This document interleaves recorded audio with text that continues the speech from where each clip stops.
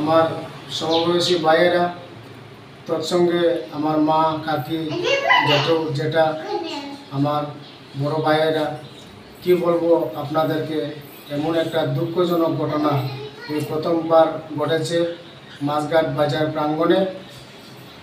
আজকে বিগত 10 বছর হয়ে গেছে আমাদের এলাকা আলমবাগবাসী শ্রীমান কৃষ্ণ দাস, ওনার প্রথম কন্যা রবিতা দাস বিয়ে দিয়েছে মাছঘাট বাজারে।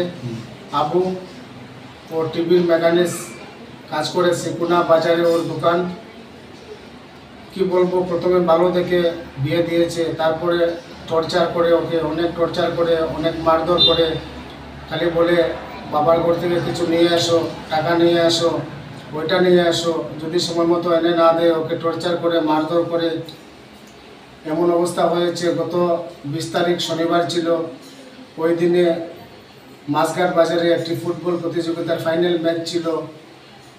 সেই ম্যাচ দেখার জন্য অনেক মানুষ এসেছে, তৎসঙ্গে আলমবাগ, দামসুরা, মাছঘাটের অধিকাংশ মানুষ ফুটবল খেলাতে চলে এসেছে।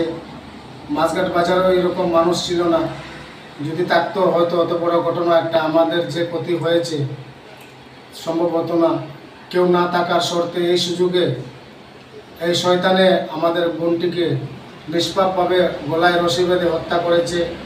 হত্যা করে অটোকে ডেকেছে, বারবার 4-5টা অটো ড্রাইভারকে ডেকেছে, অটো নিয়ে যায় ওর ঘরের সামনে। ও কি করবে ও বুঝে পাচ্ছে না, অটো দিয়ে কি মেডিকেল নিয়ে যাবে না কি করবে ও বুঝে উঠতে পারছিল না।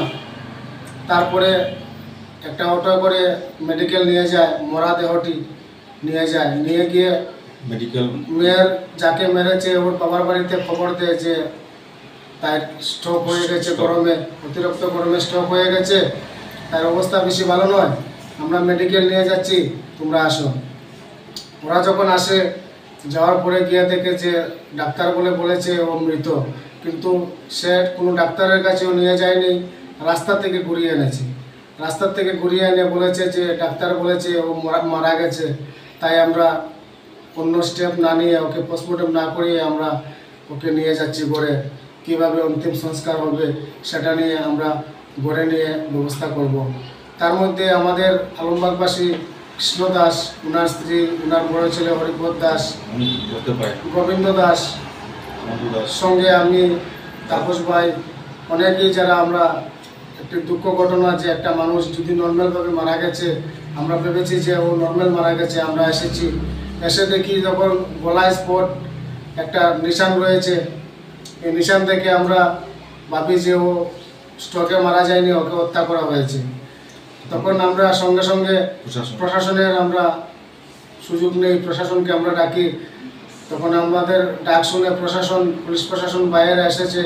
ঘটনাস্থলে পৌঁছবার আগে যে হাজব্যান্ড, স্বামী আবু দাস, ও ভেবে গেছে যে এখন পুলিশ এসেছে, আরো 2 ভাই সঙ্গে, বানু দাস, প্রতাপ দাস, ওর 2 ভাই সঙ্গে সঙ্গে পালিয়ে গেছে। ওরা পালিয়ে গিয়ে ওরা এখন পর্যন্ত আজকে 3 দিন হয়, বিগত আগামীকালকে শ্রাদ্ধ হবে তার ছোট 2টি শিশু, 2টা বাচ্চা রেখে এখন পর্যন্ত পালিয়ে যায়, তার কোনো খোঁজখবর পাওয়া যায়নি।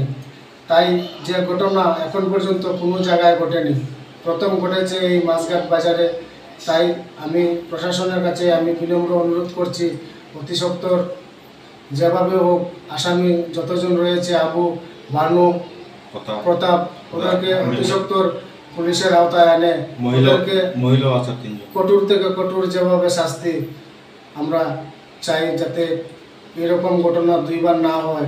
যেভাবে রবিতাকে আজকে নৃশংসভাবে হত্যা করেছে, এই ধরনের শিকার যাতে আর কেউ না হয়।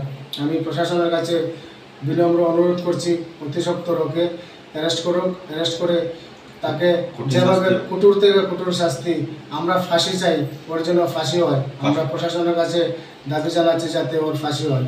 ধন্যবাদ।